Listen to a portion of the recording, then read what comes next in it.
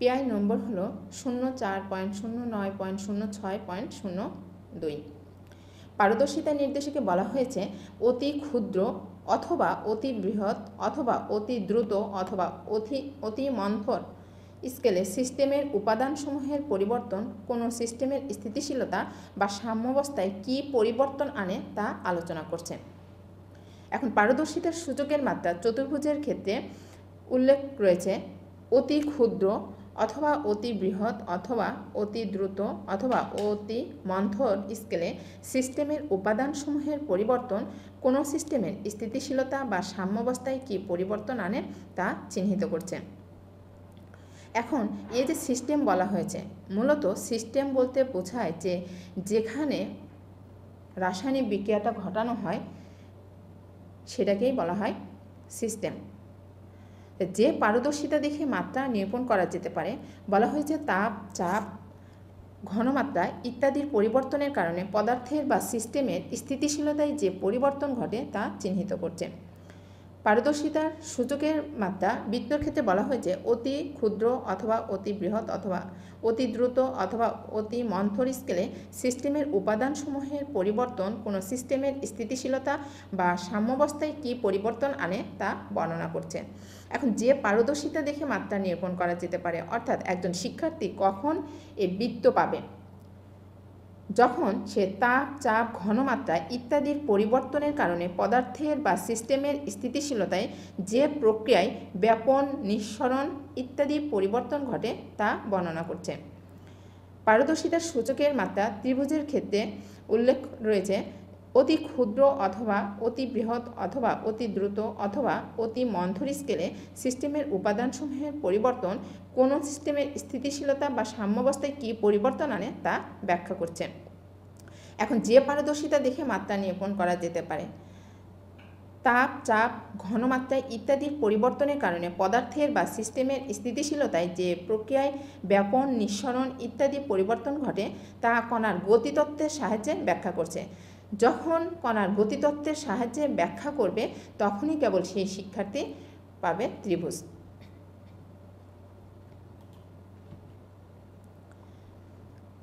বলা হয়েছে কণার গতিতত্ত্ব। সকল পদার্থই ক্ষুদ্র ক্ষুদ্র কণা অর্থাৎ অণু এবং পরমাণু দ্বারা গঠিত, যাদের গতিশক্তি তাপমাত্রা দ্বারা নিয়ন্ত্রিত হয় এবং পদার্থটি কোন অবস্থায় অর্থাৎ কঠিন, তরল বা গ্যাসীয় থাকবে সেটি প্রভাবিত করে। পদার্থের এই কণাগুলো একে অপরকে আকর্ষণ করে বিধায় কণাগুলোর মাঝে এক ধরনের আন্তঃকণা আকর্ষণ, যেটাকে বলা হয়েছে আন্তঃআণবিক বা আন্তঃপারমাণবিক শক্তি। অর্থাৎ এই যে কণাগুলো রয়েছে সে কণাগুলোর যদি আমরা বলি পাশাপাশি দুটি কণার মধ্যে যে আকর্ষণটা থাকবে সেটাকেই বলা হয় আন্তঃকণা আকর্ষণ শক্তি। কণাগুলোর গতিশক্তি এবং আন্তঃকণা আকর্ষণ শক্তি দিয়ে পদার্থের কঠিন, তরল ও গ্যাসীয় অবস্থা ব্যাখ্যা করা যায় এবং ব্যাখ্যা করার এই তত্ত্বকেই কণার গতিতত্ত্ব বলা হয়। এখন এই যে কণাগুলো রয়েছে সেটা কঠিন পদার্থ, তরল পদার্থ এবং গ্যাসীয় পদার্থের ক্ষেত্রে এখানে বর্ণনা করা হয়েছে।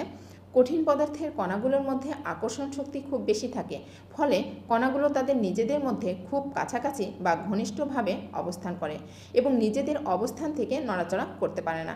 কারণ আমরা যদি চিত্রের নিচের দিকে লক্ষ্য করি তাহলে দেখা যাবে এই কঠিন পদার্থের যে কণাগুলো রয়েছে সেই কণাগুলো অতপ্রতভাবে কিন্তু একজন আরেকজনের সাথে অবস্থান করছে, এদের মধ্যে কিন্তু কোনো ফাঁকা জায়গা নেই। এ কারণে এরা নিজেদের অবস্থান থেকে কিন্তু তারা নড়াচড়া করতে পারে না। যখন কোনো কঠিন পদার্থকে তাপ দেওয়া হয় তখন কণাগুলো তাপ শক্তি গ্রহণ করে কাঁপতে থাকে। অর্থাৎ এই কঠিন পদার্থকে যখন তাপ দেওয়া হয় তখন এই কঠিন পদার্থগুলো তাপ গ্রহণ করে কণাগুলো কাঁপতে থাকে।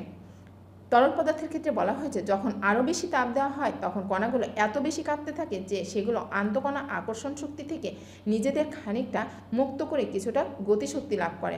অর্থাৎ তরল পদার্থের ক্ষেত্রে যদি আমরা কণাগুলোর দিকে দেখি তাহলে এক্ষেত্রে দেখা যাবে যে কণাগুলো কিন্তু কঠিন পদার্থ থেকে কিছুটা দূরে অবস্থান করছে। তরল পদার্থের নির্দিষ্ট আয়তন থাকলেও নির্দিষ্ট আকার থাকে না। তরল পদার্থকে আরও বেশি তাপ দিলে কণাগুলো তাপশক্তি গ্রহণ করে, ফলে তাদের গতিশক্তি বাড়তে থাকে। গ্যাসীয় পদার্থের ক্ষেত্রে তরল পদার্থে তাপ প্রয়োগে গতিশক্তি এত বেশি বেড়ে যায় যে কণাগুলো তাদের নিজেদের মধ্যে আকর্ষণ শক্তি থেকে প্রায় মুক্ত হয়ে বিক্ষিপ্তভাবে ছুটতে শুরু করে এবং গ্যাসীয় পদার্থে পরিণত হয়। কারণ আমরা ইতিমধ্যে দেখছি যে এই যে তরল পদার্থের কণাগুলো, সেই তরল পদার্থের কণাগুলো কিন্তু কঠিন পদার্থ থেকে তোমার একটু দূরে দূরে অবস্থান করে।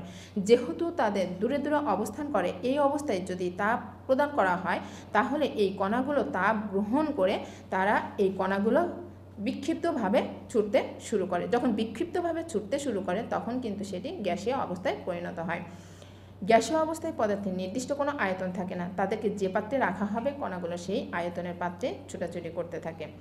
গ্যাসীয় অবস্থায় আরও তাপ প্রয়োগ করা হলে কণাগুলো আরও বেশি জোরে ছুটতে থাকবে এবং এই গতিশক্তিটাও বৃদ্ধি পাবে। তাহলে ব্যাপন কি? আমরা জানি যে কোনো পদার্থ যদি উচ্চ ঘনমাত্রা থেকে নিম্ন ঘনমাত্রার দিকে স্বতঃস্ফূর্তভাবে ব্যাপিত হয় তখনই তাকে ব্যাপন বলা হয়। কঠিন তরল বা গ্যাসীয় পদার্থের উচ্চ ঘনমাত্রার স্থান থেকে নিম্ন ঘনমাত্রার স্থানে স্বতঃস্ফূর্ত সমানভাবে ছড়িয়ে পড়ার এই প্রক্রিয়াকেই বলা হয় ব্যাপন। অর্থাৎ ব্যাপন হবে স্বতঃস্ফূর্তভাবে। ব্যাপন প্রক্রিয়ার শর্ত ও বৈশিষ্ট্য। ব্যাপন সংঘটনের জন্য পদার্থের ঘনমাত্রার পার্থক্য থাকতে হয়, কারণ যে পদার্থের ঘনমাত্রা যত বেশি তার ব্যাপন হার তত বেশি। ব্যাপনের ক্ষেত্রে কোনো চাপের প্রভাব নেই, কারণ আমরা ব্যাপন বলেছি যে ব্যাপন হতে হলে কিন্তু অবশ্যই সেটা স্বতঃস্ফূর্তভাবে হবে, এখানে কোনো প্রেশার ক্রিয়েট করা যাবে না। এরপরে বলা হয়েছে ব্যাপনের ক্ষেত্রে কঠিন তরল বা গ্যাসীয় পদার্থ উপযুক্ত মাধ্যমে সব দিকে ছড়িয়ে পড়ে। অর্থাৎ ব্যাপন, কঠিন তরল এবং গ্যাসীয় এই তিন অবস্থায় কিন্তু সমানভাবে সব দিকে ছড়িয়ে পড়বে। ব্যাপন প্রক্রিয়ার উদাহরণ হিসেবে আমরা পারফিউমের খোলা বোতলের কথা বলতে পারি। ঘরের এক কোণে যদি পারফিউমের খোলা বোতল তুমি রেখে দাও তাহলে তার সুগন্ধ কিছুক্ষণের মাঝে ওই ঘরের চারদিকে ছড়িয়ে পড়বে। এই যে ছড়িয়ে পড়ার প্রক্রিয়াটা সেটাই হচ্ছে ব্যাপন। আমরা যদি চিত্রে এখানে লক্ষ্য করি তাহলে এটা গ্যাসীয় পদার্থ। এরপর তোমার দেখা যাবে যে সেই গ্যাসীয় পদার্থগুলো কিন্তু তোমার সব দিকে ছড়িয়ে যাবে। অর্থাৎ প্রথমে তোমার যে অবস্থানটা ছিল সেখান থেকে কণাগুলো তোমার একটু আরও বেশি দূরে যাবে, এরপরে কিন্তু আরও বেশি হবে। অর্থাৎ ঘরের সর্বত্রই কিন্তু তোমার এই ব্যাপন প্রক্রিয়াটা হতে থাকবে এবং এই ব্যাপন প্রক্রিয়াটা ততক্ষণ পর্যন্ত হবে যখন দুইটা স্থানের ঘনমাত্রা সমান হয়ে যাবে, তখন আর এই ব্যাপন প্রক্রিয়া হবে না। অন্যান্য বৈশিষ্ট্য। ব্যাপনের হার কণার আকার এবং ভরের উপরও নির্ভর করে। পারফিউমের সুগন্ধ ছড়িয়ে পড়তে যদি কম সময় লাগে তখন আমরা বলি তার ব্যাপন হার বেশি, আবার যদি ছড়িয়ে পড়তে বেশি সময় লাগে তখন তার ব্যাপন হার কম। বড় আকারের কণার তুলনায় ছোট কণা দ্রুত ছড়িয়ে পড়তে পারে বলে ছোট কণার ব্যাপনের হার বড় কণার থেকে বেশি হয়। এখন কঠিন পদার্থের ব্যাপন প্রক্রিয়া আসলে কিভাবে হয় আমরা একটি উদাহরণের সাহায্যে সেটা বোঝার চেষ্টা করি।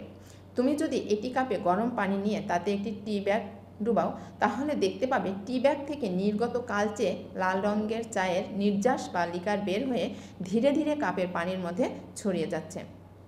প্রথমে তুমি পানি নিলে, সেই পানির মধ্যে তুমি কিন্তু টি ব্যাগ নিয়েছো, তাই বলা হচ্ছে কিছুক্ষণ পর তুমি যদি টি ব্যাগ কাপ থেকে তুলে আনবে তখন দেখতে পাবে যে কাপের পুরো পানির রং কালচে লালের মতো হয়েছে। অর্থাৎ টি ব্যাগে থাকা চায়ের পাতার রং ব্যাপন প্রক্রিয়ার মাধ্যমে কাপের পুরো পানির মধ্যে ছড়িয়ে পড়ছে।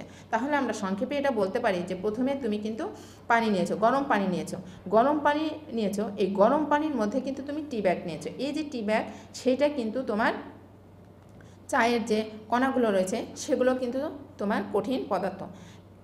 এখন এই যে কঠিন পদার্থ তুমি নিয়েছো কিন্তু গরম পানি, স্বাভাবিকভাবে এই তাপের কারণে, অর্থাৎ এই তাপের কারণে কিন্তু তোমার এই চায়ের কণাগুলো সেই তাপটা গ্রহণ করার কারণে তোমার এই পুরো পানিতে তোমার ছড়িয়ে পড়েছে।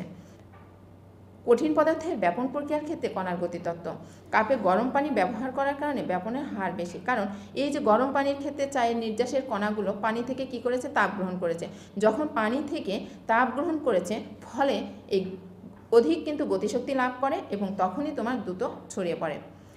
কিন্তু তুমি যদি কাপে ঠান্ডা পানি নিয়ে তাতে টি ব্যাগ ডুবিয়ে রাখো তাহলে দেখবে লিকার অনেক আস্তে আস্তে ছড়াচ্ছে। কারণ কি? কারণ হলো ঠান্ডা পানির ক্ষেত্রে চায়ের নির্যাসের কণাগুলো পানি থেকে তোমার খুব কম তোমার তাপ গ্রহণ করছে। যেহেতু কম তাপ গ্রহণ করছে স্বাভাবিকভাবে তাদের গতিশক্তিও কিন্তু তোমার কম হবে এবং অনেক ধীরে ধীরে তোমার ছড়িয়ে পড়বে। তরল পদার্থের ব্যাপনের প্রক্রিয়ার ক্ষেত্রে আমরা আরেকটি উদাহরণ লক্ষ্য করি যে তোমরা একটি গ্লাস কিংবা স্বচ্ছ কোনো পাত্রে কিছু পরিমাণ পানি নিয়ে যদি ড্রপার দিয়ে 1-2 ফোঁটা নীল রঙের ফুড কালার দাও, তাহলে দেখবে নীল রঙটি গ্লাসের পানিতে ছড়িয়ে পড়েছে। ধীরে ধীরে সমস্ত পানির রং কিন্তু নীল রঙে পরিণত হবে, অর্থাৎ নীল ফুড কালারের কণাগুলো ব্যাপনের মাধ্যমে বিকারের সমস্ত পানিতে ছড়িয়ে পড়বে এবং শীতল পানিতে প্রক্রিয়াটি হবে ধীরে ধীরে, কিন্তু গরম পানি নিলে সেটি ঘটবে হচ্ছে খুব দ্রুত। কারণ গরমে অর্থাৎ তাপটা তোমার কি করবে, এই নীল রঙটা কিন্তু তোমার তাপ হচ্ছে সে গ্রহণ করবে, ফলে দেখা যাবে সেই নীল রঙটা পানিতে কিন্তু গরম পানিতে খুব সহজেই ব্যাপিত হবে।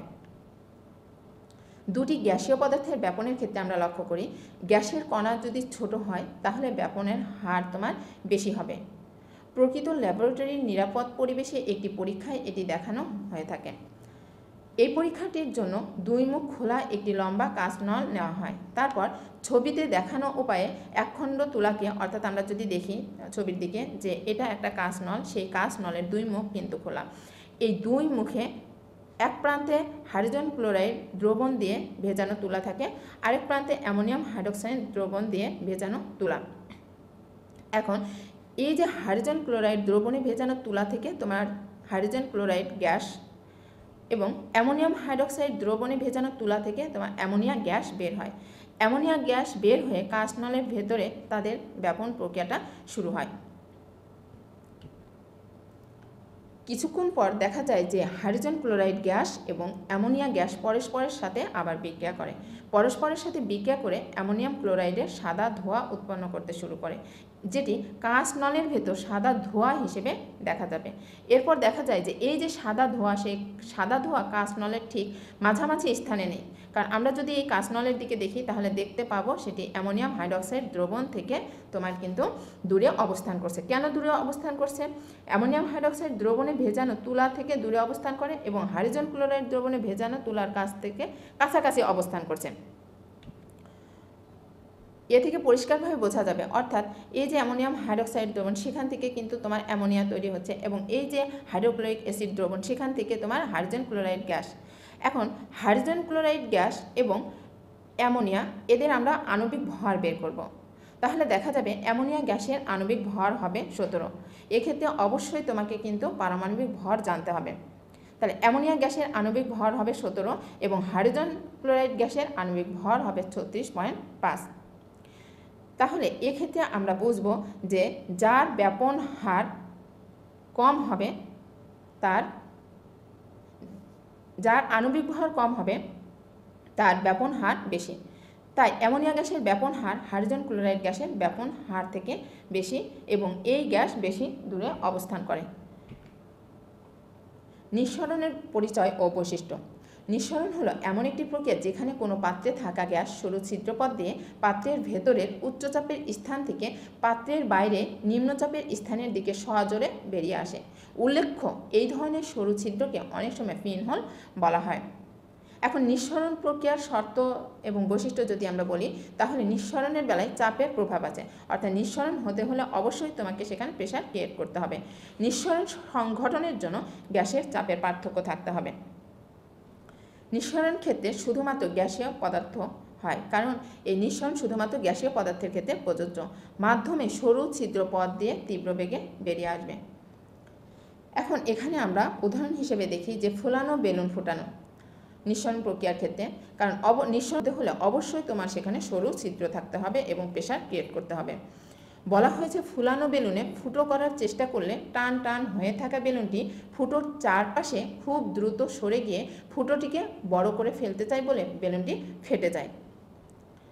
তবে বেলুনটিতে এক টুকরো কস্টেপ লাগিয়ে তার উপর আলপিন দিয়ে ফুটো করা হলে বেলুনটি আর ফেটে যাবে না, কারণ এই যে তখন বেলুন থেকে বাতাস ফুটো দিয়ে বেরিয়ে আসতে থাকবে এবং ধীরে ধীরে বেলুনটি চুপসে যাবে।